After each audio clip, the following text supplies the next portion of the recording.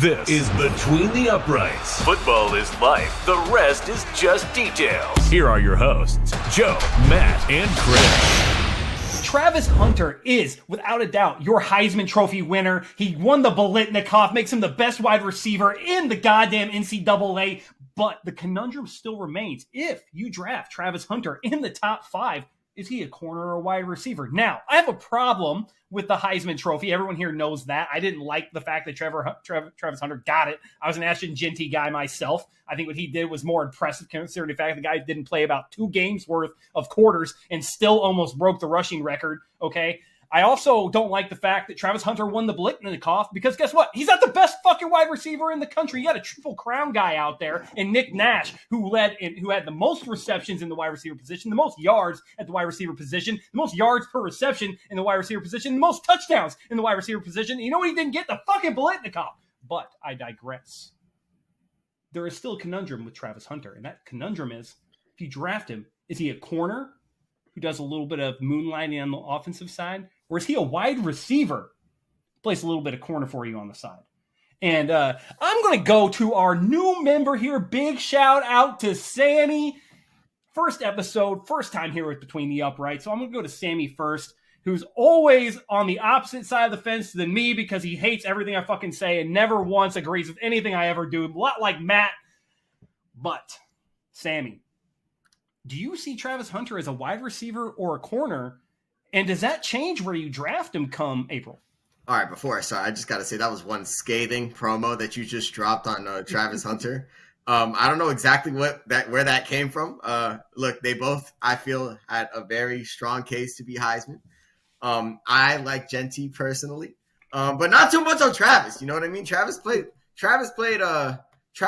very well. Now, I want to say this about Travis Hunter. First of all, let's just look at like his build. He's 6'1", 185. That's below average for a receiver and for a corner. But I will say his athleticism is what makes him great. But his IQ is what makes him special. And I think his IQ is why a lot of teams are really looking at him and like, oh, we need that on our team. That's game-changing. Either side. I'll say this, man. I don't think that they're going to find anything right away on Travis Hunter. I don't think they're going to have anything set for him when he comes into the league. I really don't. I feel like they're going to be like, okay, well, let's see where he performs best at. And if he performs best at both, then it's like, oh, yeah, for sure. Like, you can play both for sure. But if he's elite at one and average or below average at the other, they're probably going to be like, okay, you're a corner. Okay, you're a wide receiver. I think the combine, I don't know if Travis Hunter's going to do the combine, but I would really be interested in if he did, because I think that would really help us get an idea of what he can do well in the NFL level. Now, I usually don't rely on the combine too much, but for Travis Hunter himself, I think like just the kind of prospect he is, I think he should do the combine. I will say this. If I were to have to force to like pick a certain like position, like, oh, is he going to be a receiver? Is he going to be a corner? I think corner, because corner, in my opinion, he is so intelligent in zone coverage. He's physical in man coverage. I think that would be the position where they'd stick him the most. Now, at wide receiver, I said it already. He's a specimen. He has insane ball skills. But I don't necessarily look at his route running, and I'm not like too impressed. I don't necessarily like. Again, he's got good hands. He's very aggressive, and he's very intelligent. He knows what a corner is going to do, and that's mainly because he goes on both sides. It's really incredible.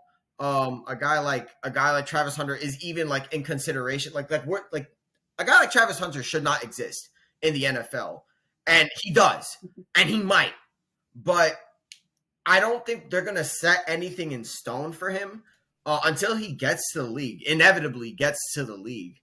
So, yeah, I don't have a definitive choice yet. I really just got to see how he plays on the next level, because in the next level, everything just shoots up. The physicality, the talent, everything. Yeah, I mean, you're 100% right. Everything you said is factual. And in fact, a lot of the front office guys who have been asked, where do they see Travis Hunter sort of projecting, they're kind of split. They're like, oh, I see him as a wide receiver. I think he'd be a great compliment to our team in the wide receiver position. The other half is looking at him like, oh, dude, that is a drop dead day one impact player at corner. You cannot tell me otherwise. He can spot moonlight for us at wide receiver, but we're not going to play him there a lot. I think that regardless of where you project him or which team he ends up going to right now, the Patriots have been the favorite to draft him. I think that, they look at him, how they see him really is probably a conundrum in itself because they need so much help realistically, but I think they need more help on the wide receiver side of the ball than they would at the corner. So they probably view him as a wide receiver. My problem is that, like I said, I think that if you draft Travis Hunter in the top 5, you have to go with the position that he's the best at, and that's corner. He is the best corner in the NCAA. He is, by an award, the best wide receiver in the NCAA, but I don't believe that he's better than, Nick Nash, Tedero McMillan out of Arizona, or even, I believe, let me see here, Jaden Higgins out of Iowa State, I think is also, in my mind, one of the better things. And all those guys have something in common. They're all 6'3" or taller, and they're all about 200 pounds or heavier. Right? So they're all big body, physical guys, can run really good routes, have a really large catch radius. And those are the sorts of things that I see as a wide receiver, are a little more of an intangible and things you want. Like look at, you kind of look at sort of the build of Travis Hunter comparatively to Marvin Harrison Jr., right? Like you see Marvin Harrison Jr. at some of the growing pains he's having as a wide receiver right now. Some of that is coming down to targeting from Kyler Murray, building a trust there. But other of it's just him not winning at the catch point because he lacks the physicality, lacks the size to really body those corners as they're coming back towards the ball. But Matt, I'm going to go to you on this one, buddy. I know that you and I, you've got things for me. If Sammy's going to agree with me, I know you're going the complete opposite direction. So where do you see Travis Hunter projecting in the NFL? And is it, going to affect his draft stock depending on what teams value and what they need as that goes? Can we see him slide? Well, I don't think we're going to see him slide. I don't think there's any way that's going to happen because he's if you're just talking about football, he's the best football player in this draft. It's not even close because obviously he can do both. He's going to be an elite corner in the NFL, and I like him a lot as a receiver. I'll get to my comp for him as a receiver later, but first of all, I'm going to disagree with you right away. If anyone was super passionate about the Travis Hunter Ashton Jeanty debate, I think they're stupid because both were very, very deserving of that award. So if you're like one way or another, like, oh, it was definitely Travis Hunter or like, oh, it was definitely Ashton Jeanty. Like, you're wrong. Like, you could have easily given it to either or. And if you give it to Travis Hunter, cool. If you give it to Jeanty, cool. So that debate, you are wrong on that, Joe. It wasn't for sure Jeanty because Travis Hunter is an absolute maniac on the football field. Okay. But my overall takeaway is Travis Hunter can play both positions at a high level in the NFL. But like you mentioned, Joe, I think he should mainly be used as a corner, and then he should be on the field offensively, but maybe as like your 2-3 receiver and on passing downs and like specific passing situations. So on a 3rd and 8,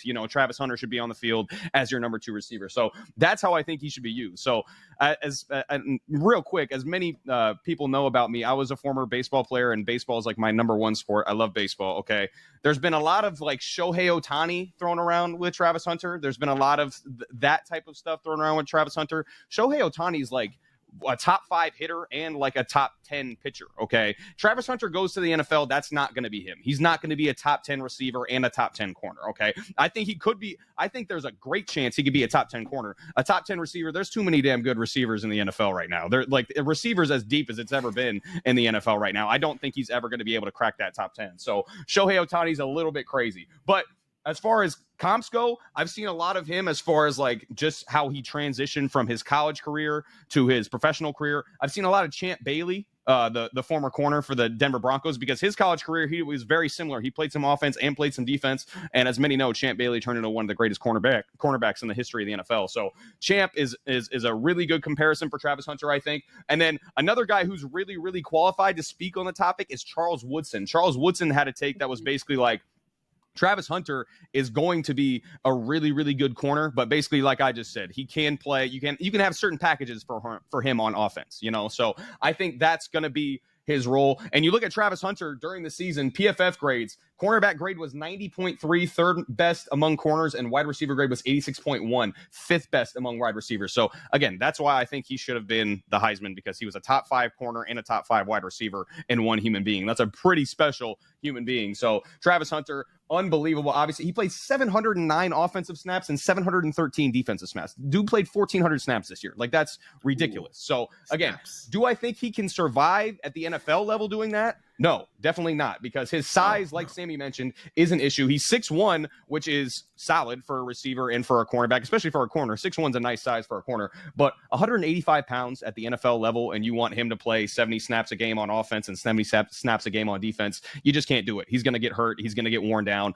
It's not going to happen that way. So I don't think he can do both full time, but as far as comparisons that I see when I watch him play, and I thought that this was unique, and then I Googled it afterwards, and apparently everybody already had this comparison, and I was like, damn, man, I thought I was gonna really shock people with this, but this has already been said. So for me, when I watch him as a receiver, I see Garrett Wilson. That's who I see Travis Hunter as a receiver. Garrett Wilson's a much more polished route runner, but Travis Hunter is really, really good contested catch wise. And they're both kind of similar builds. Garrett Wilson, 6 foot 183, Travis Hunter, 6'1", 185. And then we might as well stay with the Jets, because at corner, I see Sauce Gardner. They're both kind of long and lanky and skinny, and they're both great instinctually. And obviously they're both great in zone coverage. Like Sammy mentioned, Travis Hunter in zone coverage, this guy's instincts and his ball skills are unbelievable. And his IQ, you're pointing at your head, Sammy. Obviously, the IQ is off the charts with Travis Hunter, and he's such a fluid athlete. And it's because he plays both sides of the ball, and it's because he played basketball as well when he was in high school as well. He's a multi-sport athlete. So this is for all the parents out there that tell me your kid can only play one sport in high school. Not true. You should play your kid in many sports so they can be great athletes. But he is a really, really great athlete on both sides of the ball. He's got similar size to both those guys as well, like I mentioned, with him and Sauce Gardner and him and Garrett Wilson. And then as far as teams who are picking, obviously I'd love to have him on the Patriots. If we draft Travis Hunter, I'm not going to be mad. I think his best fit, though, is the Jags. He would be the cornerback 1 for the Jacksonville Jaguars from day one. And then he could be wide receiver 2, slotting behind Brian Thomas Jr., who's having an unbelievable season, unbelievable rookie year this year for the Jags. So, and I think Travis slots way better as a wide receiver 2 or a wide receiver 3 in the NFL. So I think the Jags would be a good spot for him to go. But Travis Hunter is a monster. This guy is going to have an impact on both sides of the ball. And like Sammy mentioned, you shouldn't just limit him to one side or the other while you're drafting him. See what he's got on both sides of the ball and let him flow. So yeah, it's going to be interesting to see with Travis Hunter. He's a monster, no doubt about it.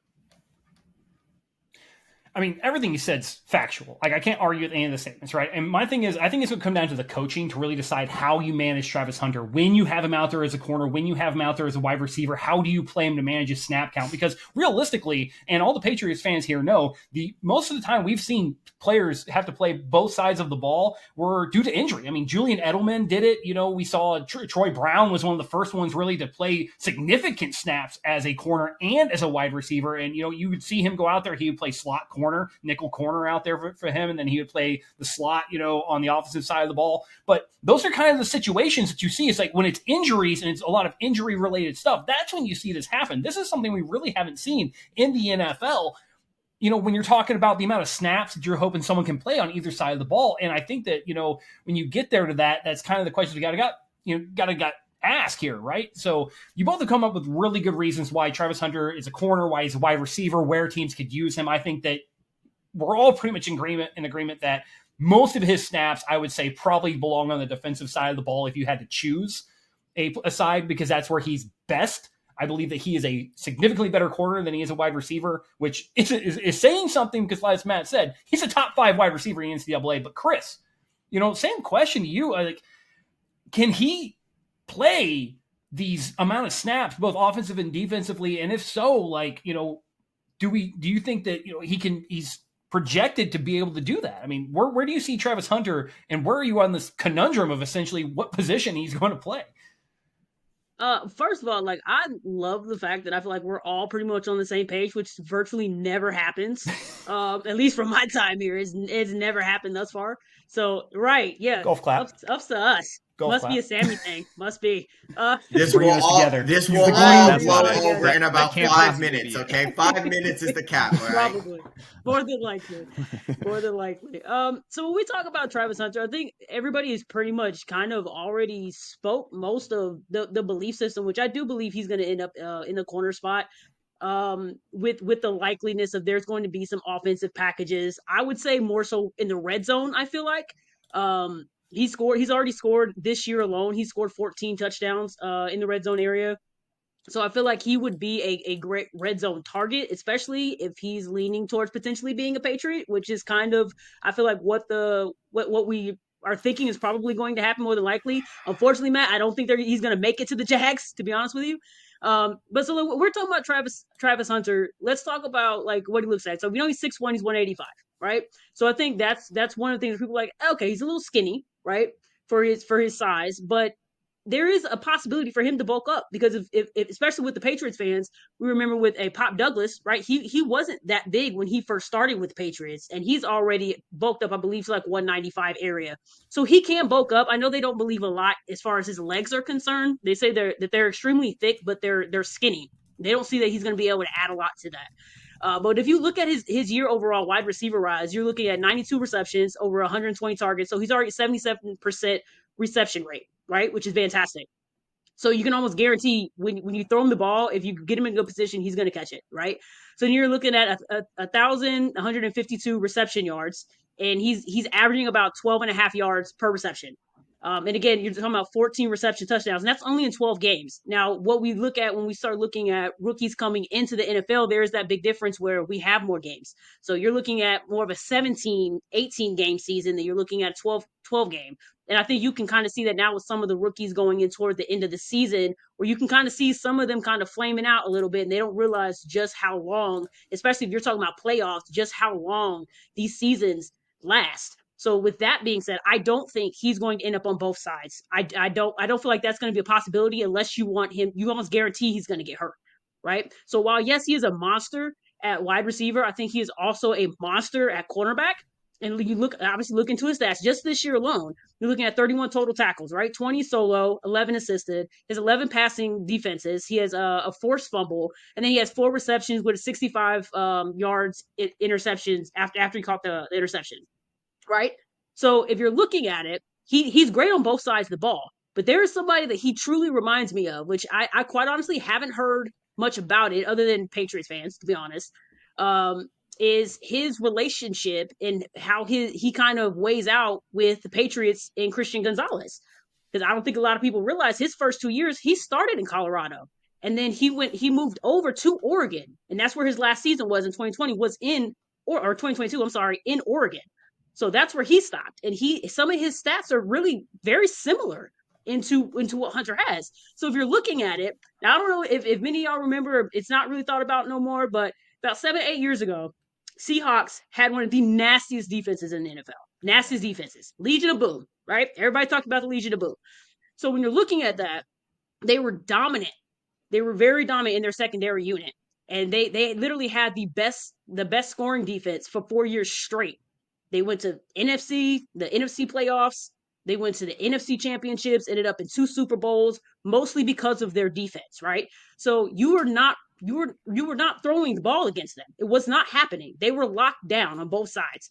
So if you're looking at me and you have big time players like a AJ Brown, you have DK Metcalf, you have a Tyreek Hill, a Justin Jefferson, a Jamar Chase. These are all very big, very, very explosive receivers that you're looking at on almost a daily basis, right? When you're looking just how they're coming into the league and just how dominant they're being, you need security on that backside. You need it. So for me, if you give me a duo of Christian Gonzalez and Travis Hunter in the secondary, that you're not gonna be able to run against them. There's no way in the world you're not gonna be able to get the ball down the field with those two playing against each other. So with that said, for me, if the Pats select Travis Hunter at the second or third pick, which I feel like they will, I don't think he's gonna get past the third pick. I don't see it unless somebody just gives them everything that they've ever asked for. I don't think that's happening. I think you end up with him. You get your secondary squared away, and then you have on your offense, because we know thus far this season and probably for the last several seasons where the Patriots have absolutely been disgusted when it comes to your end zone or your red zone threat, right? You don't really have one right now. I mean, other than your tight end, you don't really have a certified red zone threat. And that's their biggest issue right now, believe it or not, is typically in the red zone. They're moving the ball down the field, but they just for some reason can't get it in. So what do you do when you can't get it in? You get Travis Hunter, and you let him jump up in the air and get the ball. That's what you do. right. So I think that's likely what's going to happen. I think the Patriots pick him up. I think they take him in as a cornerback, and then they play him in certain offensive schemes in order to get him the ball and potentially get him into the end zone. Can we not have that happen? No, It's no, a possibility. Joe, stop. And Stop. and- No, stop. and I've by the heard way, in Patriots. case you're wondering I've why heard Sammy- Patriots for too damn long. I'm sorry, everybody, ladies and gentlemen. You see it, okay? You guys see what I am right now, okay? You guys understand what I am going through. I cannot live through a lifetime. Okay, I already have to deal with Josh Allen. I cannot live in a timeline, bro, where I have to deal with Drake May and Travis Hunter on the same team. If it it's not happening. And if it will, I will make sure. Yo, the Jaguars need to tank. Forget a playoff spot. We're about to talk about the AFC wildcard spot, right? Forget the playoffs, Dolphins. We're not, even if we make it, doesn't matter. Jags, I need you to lose, okay? You need to lose, okay? The Raiders need to lose. I need everybody to lose. If the Patriots get Travis Hunter, I give up. I don't know what to do anymore. I don't know. I've lived through my lifetime with this generational talent, Matt. Generational talent. You know what's making this even better? You're going on this entire rant, and I don't know about Chris and Joe, but your face is stuck with just the most disgusted face. Like, your camera's not moving, but your face is stuck with the most the funny thing is, his seen. camera will be moving on the video because of how the software works. But it's great. Just, people I was about to say, from our perspective, he looks so disgusted right now. It's incredible. I am disgusted right now. You don't understand, bro. All right, let's move on, bro. Before I crash out, bro. I already did. Let's move on, bro. So to be fair to Chris's first statement, about and Sammy pointed this out too, his weight. There was a study that was done by the Somers Orthopedic Surgery and Sport Medicine Group that they graded college athletes as they were preparing and moving to the NFL. What they found was skill position players, that's your corners, your safeties, your wide receivers, gained an average 9% of their body weight during that time.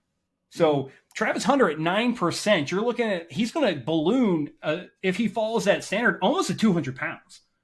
Like, he's going to be very, very close to the 200-pound mark if he gets that 9%, right? Like, that 9% is going to put him somewhere right around 198 to 203, somewhere in that range. Which is what you want in a corner. At 6'1", 205 is a solid corner. And if his athleticism is able to stay the way it is right now, and he's able to put on that 9%, absolutely. I don't see a problem with Travis Hunter competing as a corner or as a wide receiver. I mean, the guy knows how to do press coverage at the cornerback position, which means he knows how to get beat, right? He knows what's going to beat him. Guess what that means as a wide receiver? He knows what to do to beat other corners. So whatever you project Travis Hunter as, whether or not you believe he should have won the Heisman, whether or not you believe he should have won the Biletnikoff, it does not matter. Travis Hunter is the best football player in the 2025 NFL Draft. This has been Between the Uprights. Football is life. The rest is just details.